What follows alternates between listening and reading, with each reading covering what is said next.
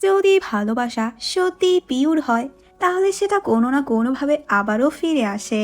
আমাদের গল্পের female lead যে তার হাই স্কুল ক্রাশকে কখনোই নিজের ভালোবাসার কথা বলতে পারেনি। সময় চলে যায়, কেটে যায় 10টা বছর, কিন্তু হঠাৎই একদিন ভাগ্য যেন তাদের আবারও মুখোমুখি দাঁড় করায়। আর সেই ভালোবাসার মানুষ এবার তার জীবনে ফিরে আসে একেবারে বদলে গিয়ে একজন রিচ আর সাকসেসফুল বস হিসেবে।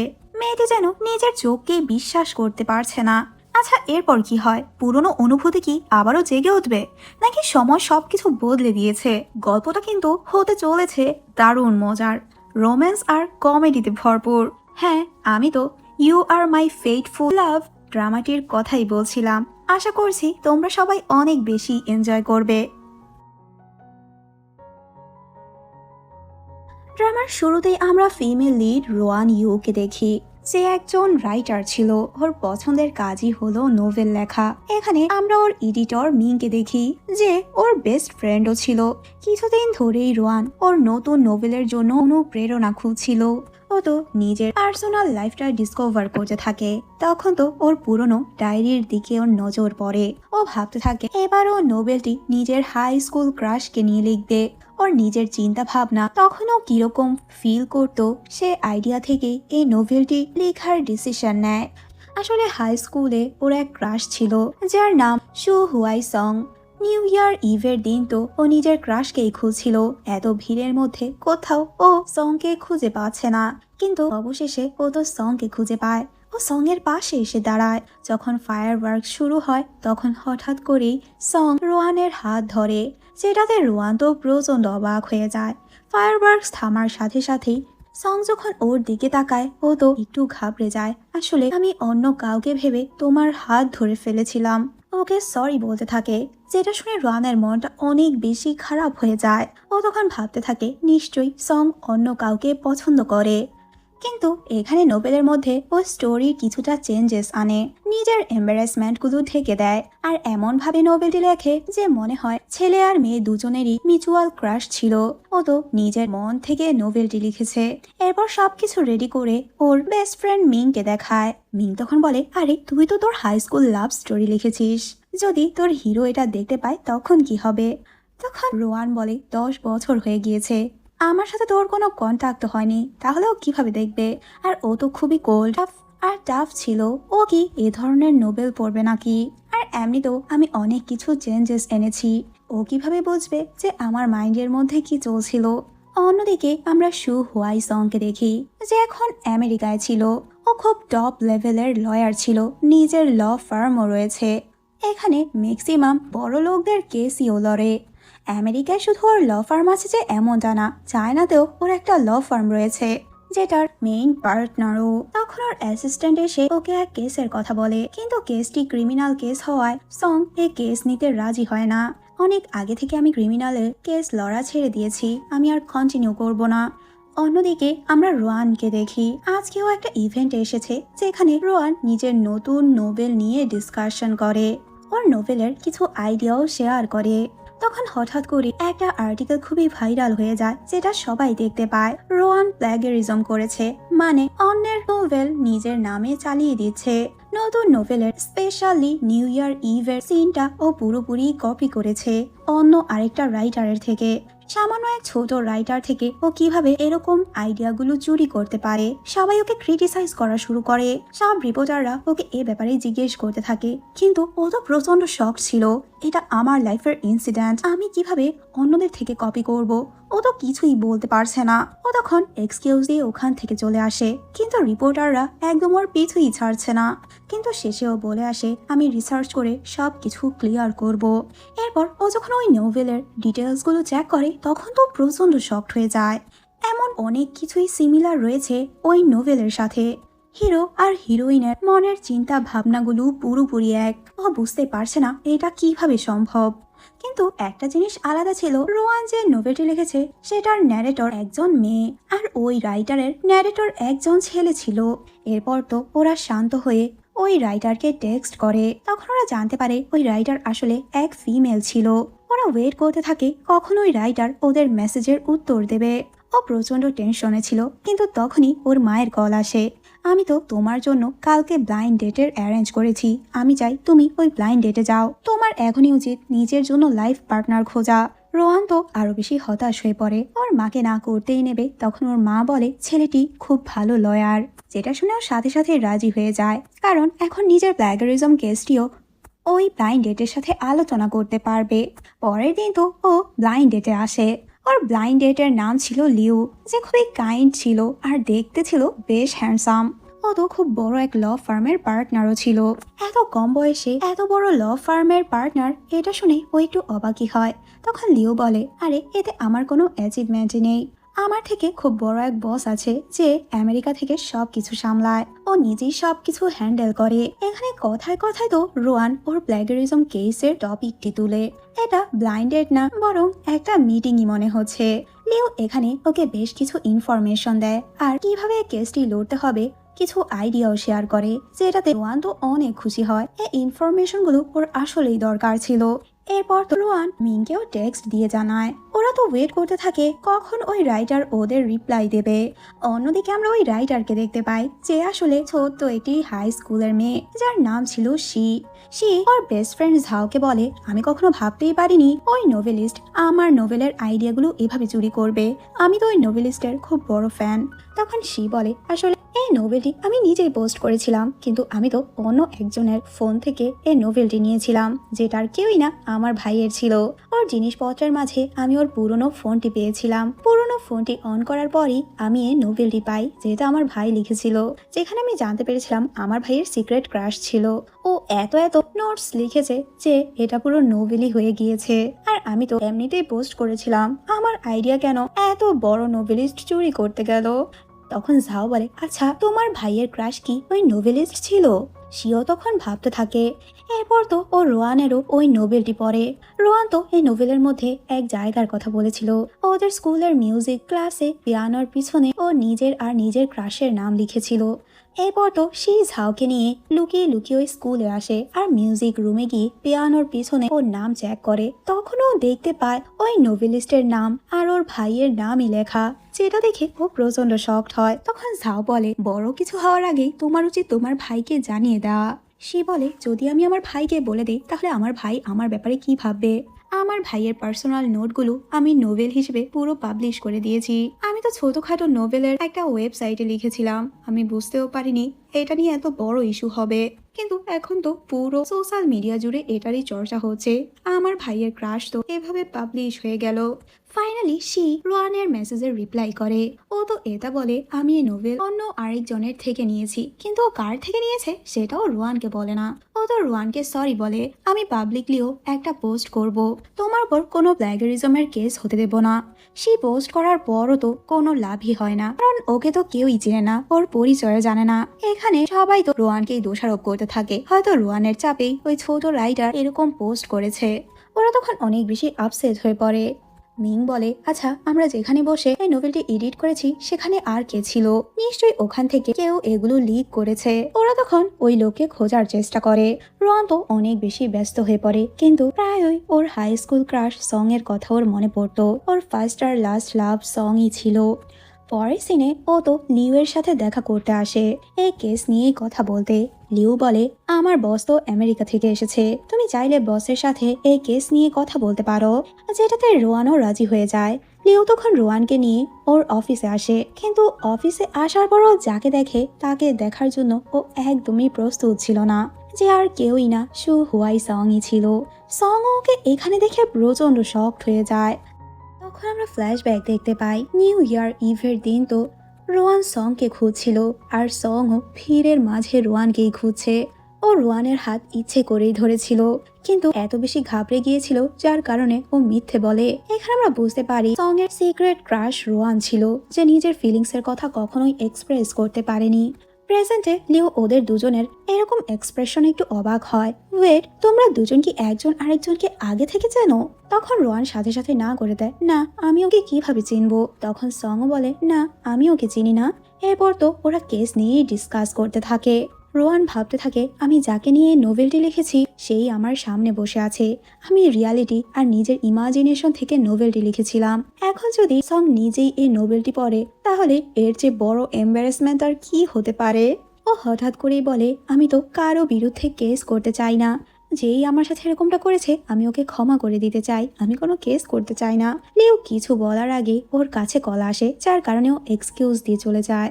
রোয়ানের সামনে সং বসে আছে। ও সংকে দেখে খুবই নার্ভাস ফিল করছিল। লিউ আসার সাথে সাথেই ও লিউকে বলে তুমি আমাকে কত সাহায্য করছো, তোমার এত মূল্যবান সময় নষ্ট করেছো, আমি তোমাকে ট্রিট দিতে চাই। ওরা একসাথে লাঞ্চ করার কথা বললে সং ও ওদের সাথে জয়েন হতে চায়। লিও তো গাড়ির দরজা রোয়ানের জন্য খুলে, কিন্তু তখন তো সং গিয়ে গাড়িতে উঠে পড়ে। ওর এরকম আচরণে লিও একটু অবাকই হয়। রোয়ান খুবই এম্বারেস ফিল করছিল। ও তখন রাস্তায় ওকে নামিয়ে দিতে বলে ও নিজের ফ্রেন্ডের সাথে দেখা করতে যাবে, ওর কিছু কাজ আছে। এখানে সং তো লিউকে দিয়ে রোয়ানের থেকে অনেক কিছুই জিজ্ঞেস করে। এরপর তো ওরা রোয়ানকে ওর লোকেশনে নামিয়ে দেয়। এরপর ওরা দুজন যখন একসাথে ছিল লিউ বলে আচ্ছা সত্যি করে বল তুই এই মেয়েটিকে চিনিস তাই না? আচ্ছা এই মেয়েটি কি তোর এক্স গার্লফ্রেন্ড ছিল? এজন্যই হয়তো তোরা দুজন দুজনকে অচেনার মতোই ট্রিট করছিলি। সত্যি করে বল আসলে কি হয়েছে। সং তো পুরনো কিছু স্মৃতি ভাবতে থাকে। কিছুক্ষণ পর বলে অনেক পুরনো ঋণ যেগুলো আমার শোধ করতে হবে। তখন লিও বলে তাহলে এই মেয়েটি তোর থেকে টাকা নিয়েছিল ধার? সং ভাবতে থাকে ও তো আসলেই পাগল। এখানে আমরা জানতে পারি কালকেই সং আমেরিকা থেকে চায়না এসেছিল, আবার কালকেই ও আমেরিকা ব্যাক করবে। আসলে ও তো চায়না এসেছে শুধুমাত্র রোয়ানকে সাহায্য করতে। ও তো নিজের বোনের মাধ্যমেই জানতে পেরেছিল এ ব্যাপারে। ও যখন এই নোবেলটি পড়েছিল তখনই ও বুঝতে পেরেছে ওর যে ফিলিংস ছিল রোয়ানের জন্য, রোয়ানেরও সেম ফিলিংস ছিল। অন্যদিকে আমরা রোয়ানকে দেখি যে মিং এর কাছে আসে আর বল আজকে জানিস আমি কোন লয়ারের সাথে দেখা করেছি? আমার সামনে সং বসা ছিল। যেটা শুনে মিংও প্রচন্ড শকড হয়ে যায়। আমি তোকে আগেই বলেছিলাম তোর পার্সোনাল লাইফটা পাবলিক করতে না, তুই তো খুব কনফিডেন্স নিয়ে বলতি ও কিভাবে নোবেল পড়বে। রোয়ান অনেক বেশি হতাশ হয়ে পড়ে। ও নিজের নামও এখন ক্লিয়ার করতে পারছে না ততক্ষণ না ও কোনো লিগাল অ্যাকশন নেবে। কিন্তু ও তো সং এর সামনে বসে এই কেস নিয়ে কথাও বলতে পারছে না। তখন মিং বলে আমি শহরের আরো ভালো ভালো ল ফার্মের নাম্বার দিচ্ছি, তুই ওদের সাথে কন্ট্যাক্ট কর। পরদিনই ও অনেকগুলো ল ফার্ম ভিজিট করে, কিন্তু ও যত লয়ারের সাথেই দেখা করে সবাই খুবই অকেজো ছিল। কিছু ভালো লয়ারও ছিল, কিন্তু ওর অ্যাঙ্গেল মতো কেউই কেসটি দেখছে না। ওর চিন্তা ভাবনার সাথে ওদের চিন্তা ভাবনা মিলছেও না। ও তখন বুঝতে পারে ওর এই কেসটা একমাত্র লিওর ফার্মই ভালো করেই বুঝতে পেরেছে, আর ওর হয়ে এই কেসটি ওই ল ফার্মই লড়তে পারবে। কিছুক্ষণ পরে লিউ ওর কাছে কল করে। আসলে লিউ তো সং এর হয়ে কথা বলছে, সং যা যা শিখিয়ে দিচ্ছে ও তাই বলছে।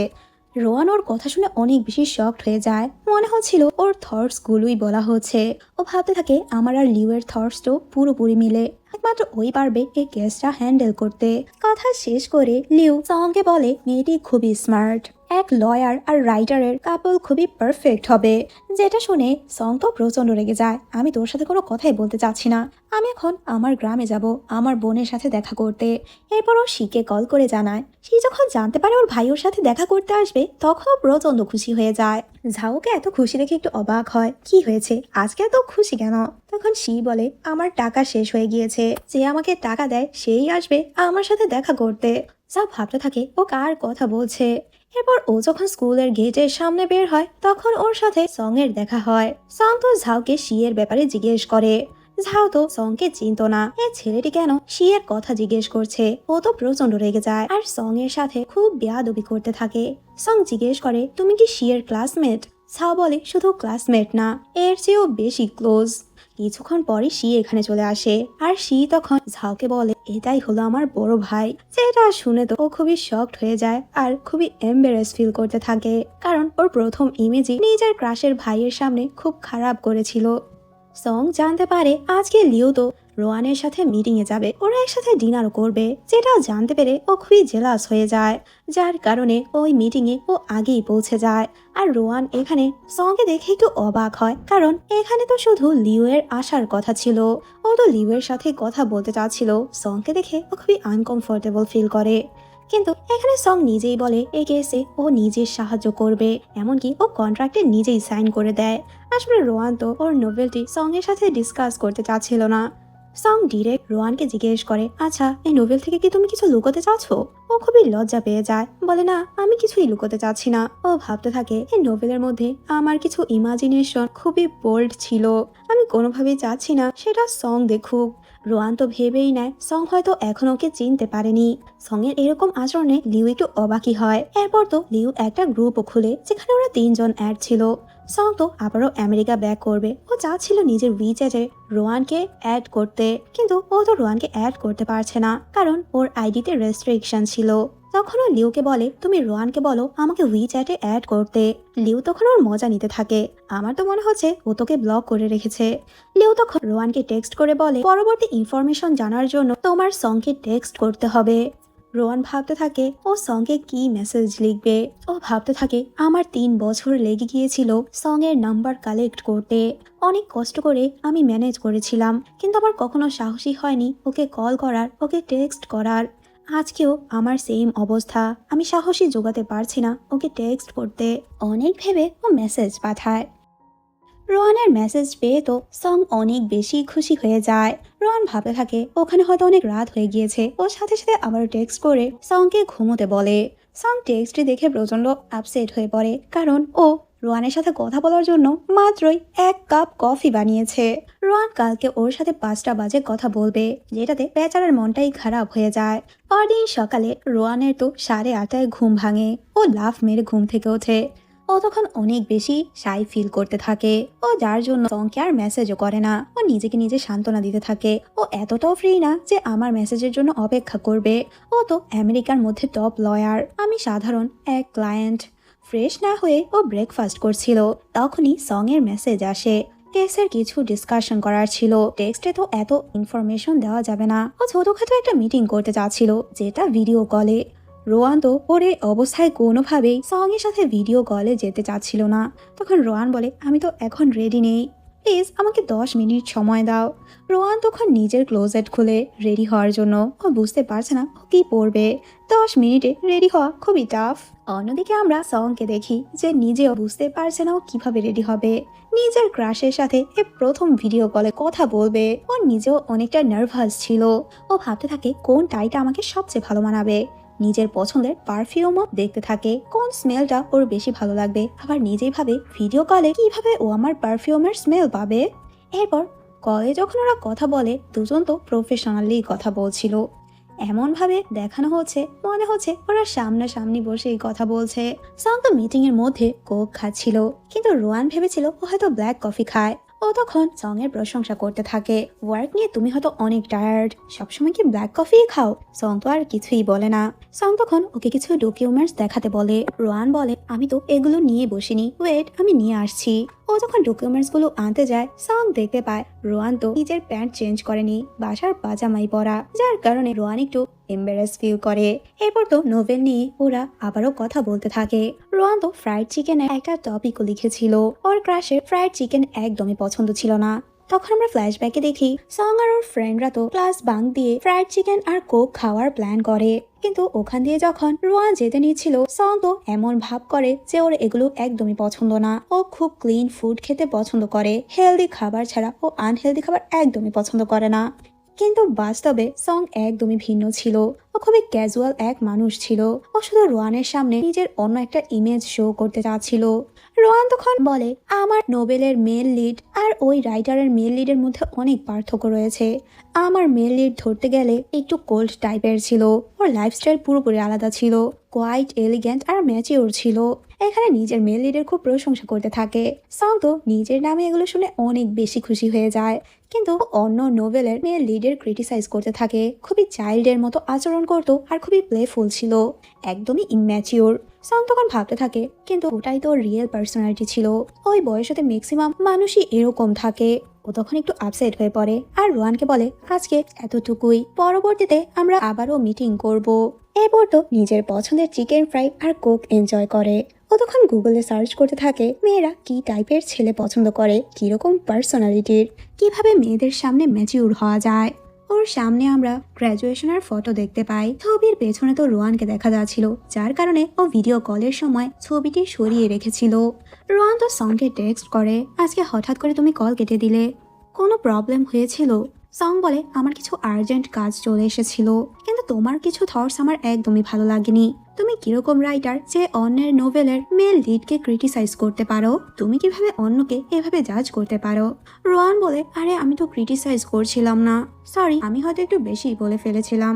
পরের সিনে রোয়ান মিং এর সাথে শপিং এ আসে। এখানে কথায় কথায় তো মিং সং এর ব্যাপারে জিজ্ঞেস করে, ইদানিং তো তুমি আর সং প্রায়ই ভিডিও কলে কথা বলো, আচ্ছা তোমার ফার্স্ট লাভ কি আবারও ডেভেলপ হচ্ছে? রোয়ান বলে এটা তো সম্ভব না, এখন আমি অনেক ম্যাচিউর হয়ে গিয়েছি আর 10 বছর কেটে গিয়েছে, কিন্তু এখন আমি ইমোশনালি খুবই স্টেবল।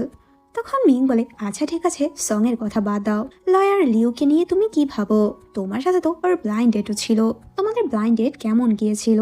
তখন রোয়ান বলে ও তো আমার টাইপেরই না, কিন্তু লিউ খুবই ভালো একজন মানুষ। তখন মিং বলে এভাবে বলতে নেই, তোমার মনে নেই আমার আর শাওয়ার যখন প্রথম দেখা হয়েছিল আমি তোকে একদমই পছন্দ করিনি, কিন্তু এখন আমরা কত ভালো একটা রিলেশনে রয়েছি। ওরা যখন কথা বলছিল তখন ওদের কাছে এক মেয়ে আসে যার নাম চ্যান শিশি ছিল, যে রোয়ানের হাই স্কুলে জুনিয়র ছিল। ও রোয়ানকে নিজের পরিচয় দেয়। এরপর তো ওরা হাই স্কুল নিয়ে অনেক গল্প করতে থাকে। তোমার আর মিং এর ফ্রেন্ডশিপ কতটা স্ট্রং ছিল, তোমাদের ফ্রেন্ডশিপের জন্য তোমরা অনেক ফেমাস ছিলে। আমি তো তোমাদেরকে সব সময় অবজার্ভ করতাম, তোমাদেরকে আমার অনেক ভালো লাগতো। চ্যান কথায় কথায় জিজ্ঞেস করে আচ্ছা তুমি এখন কি কাজ করছো? রোয়ান বলে আমি একজন রাইটার আর মিং আমার এডিটর। চ্যান এমন একটা ভাব করছিল যে ওদের ব্যাপারেও কিছুই জানে না, কিন্তু ওর কথা শুনে বোঝা যাচ্ছে ও তো কিছু লুকোনোর চেষ্টা করছে। চ্যান তখন ওদের এক ক্লাসমেটের কথা বলে যে এখন খুব বড় স্টার হয়ে গিয়েছে। ওরা যখন কথা বলছিল তখনই সং এর কল আসে রোয়ানের কাছে। রোয়ান বলে তোমাদের এই কেসে তো আরেকজন ঢুকার চেষ্টা করছে, তোমার বিপক্ষে বড় বড় ব্লগ লিখতো, আর্টিকেল লিখতো, এমনকি তোমার সব নোবেলের ক্রিটিসাইজ করতো। তোমাকে সোশ্যাল মিডিয়াতে সবচেয়ে বেশি ক্রিটিসাইজ চিয়ান নামের এক আইডি থেকেই করা হতো। আসলে সেটা কোনো ছেলের আইডি না, বরং মেয়ের আইডি ছিল। হয়তো ও তোমার খুবই পরিচিত, কারণ তোমার ব্যাপারে ও তো অনেক কিছুই জানতো। তখন সং তো চিয়ানের আসল পরিচয় দেয়, যেটা শুনে রোয়ান প্রচন্ড শকড হয়ে যায়। মেয়েটি আর কেউই না, চ্যান শিশি ছিল। রোয়ান তখন ভেতরে আসে আর চ্যানকে বলে তুমি চিয়ান তাই না? চ্যান বলে তুমি আমার অনলাইন নেম কিভাবে জানো? রোয়ান বলে কারণ আমি লিলিভেল, অনলাইনে তুমি যার সবচেয়ে বেশি ক্রিটিসাইজ করো। আসলে লিলিভেল রোয়ানের ওয়ার্কিং নাম ছিল, যেটা শুনে চ্যান প্রচন্ড ভয় পেয়ে যায়। ও বারবার সরি বলতে থাকে, আমি কখনো জানতামই না লিলিভেল তুমি, আমি জানলে তো কখনোই তোমাকে ক্রিটিসাইজ করতাম না। আসলে চ্যান ইচ্ছে করে আজকে ওর সাথে দেখা করেছে, কারণ ও জানতে পেরেছিল রোয়ান ওদের বিরুদ্ধে স্টেপ নেবে যারা ওকে নিয়ে বাজে বাজে মন্তব্য করলো। ও কখনো ভাবতেই পারেনি রন এতটা স্ট্রেট ফরওয়ার্ড হবে। ও তো বারবার সরি বলতে থাকে, প্লিজ আমাকে মাফ করে দাও, আমার উপর তুমি কেস করো না। তখন রোয়ান বলে কেস তো আমি অবশ্যই করব, জীবনে অনেক কিছুই আসে যেগুলো লিগাল ভাবেই সেটেল করতে হয়, আর এতে তো আমি কিছুই করতে পারবো না, কারণ আমার লিগাল টিমই এগুলো হ্যান্ডেল করে, আমি চাইলেও ওদেরকে থামাতে পারবো না। চ্যান তখন বাইরেই সেটেলমেন্টের কথা বলে। রন বলে আচ্ছা ঠিক আছে, আমি আমার লয়ারের সাথে কথা বলে জানাবো। এরপর তো ও লিউ এর সাথে এ ব্যাপারে কথা বলে। লিউ বলে এমনটাও তো হতে পারে ও জানতোই না তুমিই লিলিভেল। তখন রোহান বলে আমি ওর এক্সপ্রেশন যতটা দেখেছি ততটা দেখে আমার মনে হচ্ছিল ও কোনো প্ল্যান নিয়েই আমার সামনে এসেছে, ও এখন হয়তো ঝামেলা বাড়াতে চাচ্ছে। অন্যদিকে আমরা সংকে দেখি, সে সংকে কল করে জানায় ইদানিং ওর কাছে খুব বড় বড় অফার আসছে, যে অফারগুলো শুধুমাত্র রোহানকে বরবাদ করার জন্য। ওর উপর প্ল্যাগারিজমের কেস করো, তোমার যত কেস করার টাকা লাগবে, তোমার যত টাকা লাগবে আমি তোমাকে দেব, শুধুমাত্র তুমি রোহানের নাম বদনাম করো। আসলে ওরা তো চাচ্ছিল রোহানের ক্যারিয়ারটাই নষ্ট করতে। সেগুলো জানতে পেরে সং প্রচন্ড শকড হয়ে যায়। সং ভাবতে থাকে ওই মেয়েটাই কি রোহানের ক্যারিয়ার নষ্ট করতে যাচ্ছে? ও তো এখানে চ্যানকেই সন্দেহ করছে। পরে সিনে দেখি রোয়ান আর লিও মিটিং এ ছিল।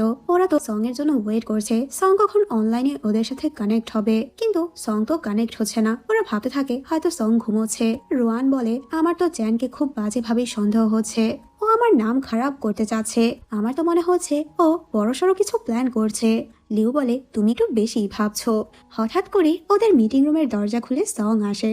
সংকে ওরা এখানে দেখে একটু অবাকই হয় আর বলে চ্যানের নেক্সট প্ল্যান কি সেটা আমি তোমাদের জানাচ্ছি। ও একটা ফ্ল্যাশ ড্রাইভও দেখায় যেখানে বেশ কিছু ইনফরমেশন ছিল।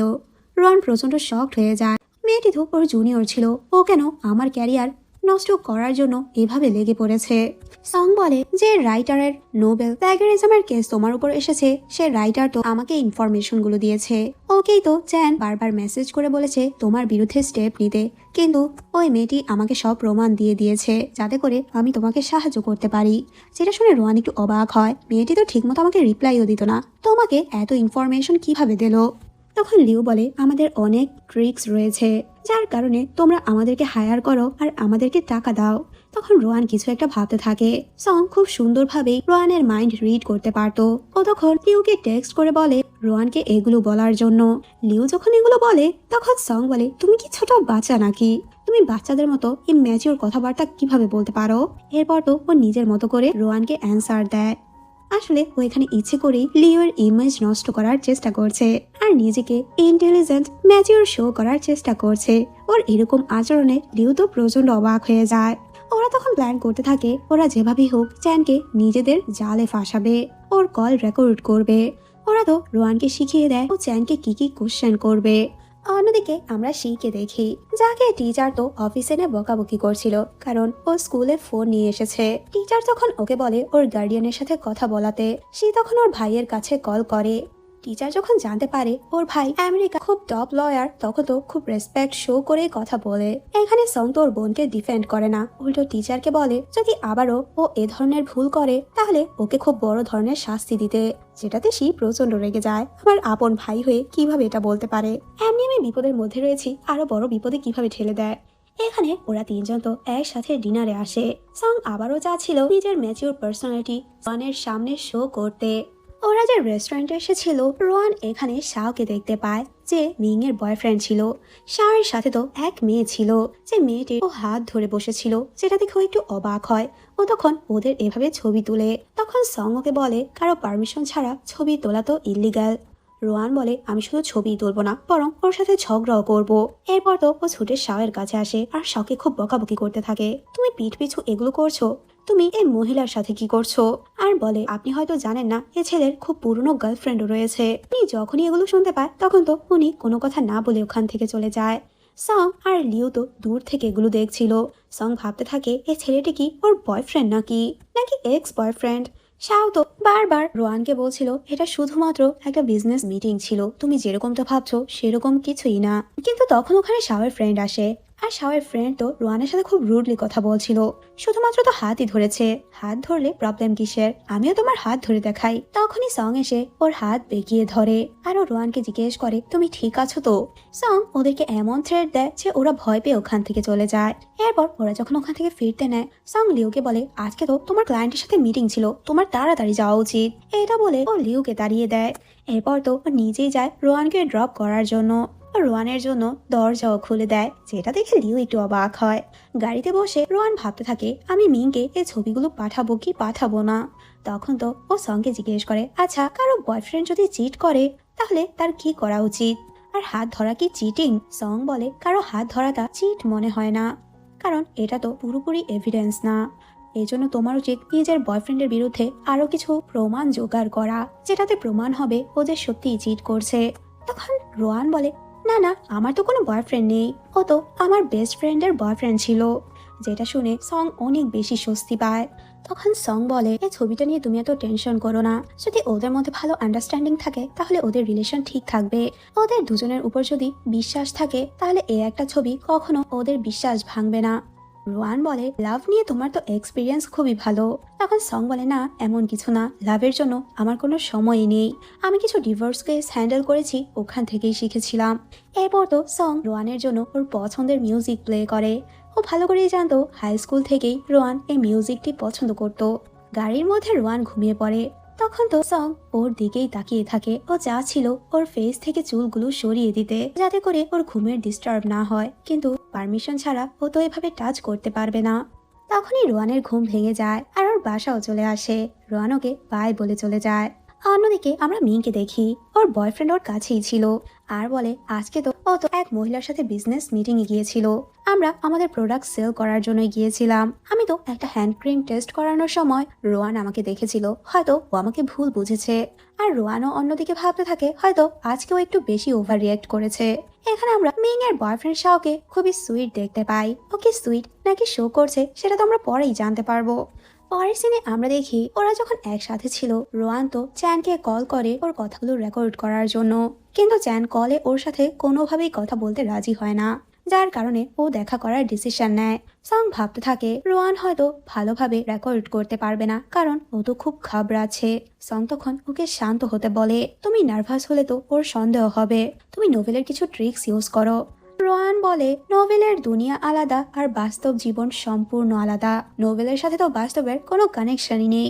যেটা শুনে সং এর মনটা অনেক বেশি খারাপ হয়ে যায়। ও বলতে যাচ্ছে নোভেলের দুনিয়া আলাদা আর বাস্তব দুনিয়া আলাদা। ও কি তাহলে আমাকে পছন্দ করে না? পরের সিনে দেখি রোয়ান চ্যানের সাথে দেখা করতে আসে। ওর সাথে তো রেকর্ডারও ছিল। ও চ্যানকে নানান কোয়েশ্চেন করতে থাকে, ও কিছু ট্রিক্সও ফলো করে। চ্যান তো আস্তে আস্তে নিজের ট্রু সেলফ ওর সামনে নিয়ে আসে। আমি তো কিছু মানুষ হায়ার করেছিলাম তোমাকে ডিস্ট্রয় করার জন্য, দেখেছো আমার হালকা এফোর্ট তোমাকে কোথায় নিয়ে এসেছে। যেগুলো শুনে রোয়ান অনেক বেশি শকড হয়ে যায়। তখন কিছু বাচ্চা আসে আর বাচ্চাদের সাথে ধাক্কা লেগে তো রোয়ানের হাত থেকে রেকর্ডারটি পড়ে যায়, যেটাতে রোয়ান প্রচন্ড ভয় পেয়ে যায়। কিন্তু তখনই ওখানে সং চলে আসে আর ওদেরকে সরি বলে রেকর্ডারটি উঠিয়ে ওখান থেকে নিয়ে যায়। রোয়ান তো অনেক বেশি আপসেট হয়ে পড়ে। ও সংকে সরি বলে, আসলে আমি একটু ক্লামজি হয়ে গিয়েছিলাম, কিন্তু যাই হোক আমি তো ওর ভেতর থেকে সতীটা বের করেছি। সং এর পার্সোনালিটি খুবই অন্যরকম ছিল। ও সহজেই কারো প্রশংসা করতো না। ও বলে চ্যান খুবই বোকা ছিল, যার কারণে ওর থেকে তুমি কথা বের করতে পারছো। ও যদি চালাক হতো তাহলে কখনো ওর থেকে কথা বের করতে পারতে না। যেটা শুনে রনি একটু চুপ হয়ে যায়। এরপর ওকে জিজ্ঞেস করে, আচ্ছা তুমি আমেরিকা থেকে এত দূরে এসেছো আমার কেসটির জন্য? এখানে সং তো আবারও রুডলি অ্যান্সার দেয়, আমাকে কি তোমার এতটাই আজাইরা মনে হয় যে আমি শুধু একটা কেসের জন্য আমেরিকা থেকে চায়না ছুটে আসবো? রোহান তখন ভাবতে থাকে আসলেই তো আমেরিকার টপ লয়ার কেন আমার ছোট একটা কেসের জন্য এত দূর আসবে। এরপর আমরা 3 দিন পরের সিন দেখি। সং আবারও আমেরিকা চলে যায়। আজকে ওর বাসায় এক ডেলিভারি আসে, কিছু ফ্লাওয়ার ছিল। সং ফ্লাওয়ার দেখে বলে এগুলো এক্ষুনি নিয়ে যাও আর এগুলো ডাস্টবিনে ফেলে দিতে বলে। আমার এসব জিনিস একদমই পছন্দ না। ডাস্টবিনে ফেলার জন্য ও ডেলিভারি ম্যানকে তো এক্সট্রা টিপও দেয়। একটু পর লিউ তো ওর কাছে কল করে। সং তো লিউকে বকাবকি করতে থাকে, তুই আমাকে ফ্লাওয়ার কেন পাঠিয়েছিস? লিউ বলে, আরে বোকা আমি কেন তোকে ফ্লাওয়ার পাঠাবো? সং বলে, তোরই তো নাম লেখা ছিল। লিউ বলে, আমি তো পাঠাইনি, রোয়ান পাঠিয়েছে। আমার নাম লেখা কারণ আমার মাধ্যমেই ও পাঠিয়েছিল। যেটা শুনে তো সং ছুটে বাইরে আসে। ও ডেলিভারি ম্যানকে খুঁজতে থাকে আর বলে, এ ফ্লাওয়ার বুকে আমার ফেরত চাই। তখন ডেলিভারি ম্যান বলে, না না তুমি তো আমাকে বলেছিলে এটা ফেলে দিতে। সং তখন ওকে আবারও টিপ দেয় যাতে করে এই ফ্লাওয়ার বুকেটি ওকে ফিরিয়ে দেয়। সং তো ফ্লাওয়ার প্ল্যান্টটি পেয়ে অনেক বেশি খুশি হয়ে যায়। ও সাথে সাথেই রোহানকে মেসেজ করে ধন্যবাদ জানায়। ফ্লাওয়ার প্ল্যান্ট পেয়ে তো ও অনেক বেশি এক্সাইটেড ছিল, কিন্তু কিছুক্ষণ পরই তো ওর এক্সাইটমেন্ট পুরো ধুলোয় মিশে যায়, কারণ ও লিউ এর উইচ্যাট স্ট্যাটাস দেখতে পায় যেখানে ও ফ্লাওয়ার প্ল্যান্টের স্টোরি দিয়েছে। ওর খুব সুইট এক ক্লায়েন্ট ওকে এই প্ল্যান্টটি গিফট করেছে। তখন তো অনেক বেশি জেলাস হয়ে যায়, তার মানে রোহানের কাছে আমি কোনো স্পেশালি না, ও তো আমাকে নিজের লয়ার হিসেবেই ট্রিট করছে। বেচারার মনটাই ভেঙে যায়। আজকের পার্টি এখানেই শেষ করছি। পরের পার্টিকে তোমরা দেখতে চাচ্ছ? দেখতে চাইলে অবশ্যই আমাকে কমেন্ট করে জানিয়ে দিও। সবাই ভালো থেকো, বাই।